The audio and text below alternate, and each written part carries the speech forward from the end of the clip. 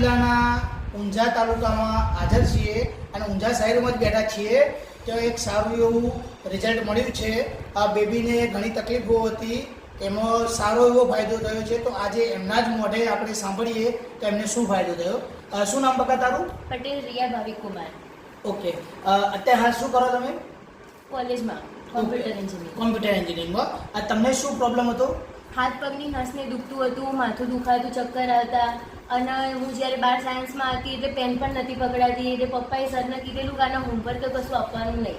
અને વાંચી ના શકું કારણ કે મારે ચાલીને વાંચવાની ટેવ, એટલે પગમાં નસ ફૂલી જાય ને એવું થતું હતું. આ બોટલ મેં અડધી જ ગળી છે અને એમાં મને કમ્પ્લીટ રિઝલ્ટ મળી ગયું. બરાબર. તો આનાથી તમે સંતોષકારક રિઝલ્ટ મળ્યું એવો અહેસાસ થાય છે? ઓકે. આ બાજુમાં બેઠો છે તમારે શું થાય? મદદ. તો આમને શું હતું ને કઈ રીતનું હતું? તમારા શબ્દોમાં કંઈ કહેવા માંગતો હોય તો? આને મારા હાથ પગની નસો, બધી જ નસો એટલી દુખાતી હતી ને ત્યારે મેં 3-4 ડૉક્ટરને બતાવી. ત્યારે 35,000 થી 40,000 ખર્ચો કર્યો. તેને હાથની અંદર નસોમાં નળી મુકાઈને ચેક કરાવ્યું અમે. ડૉક્ટરની ફી, કેસ ફી જ અમે 8,000 રૂપિયા આપી હતી. ત્યારે ડૉક્ટરે બસ કમ્પ્લીટ રિઝલ્ટ મળ્યું હતું.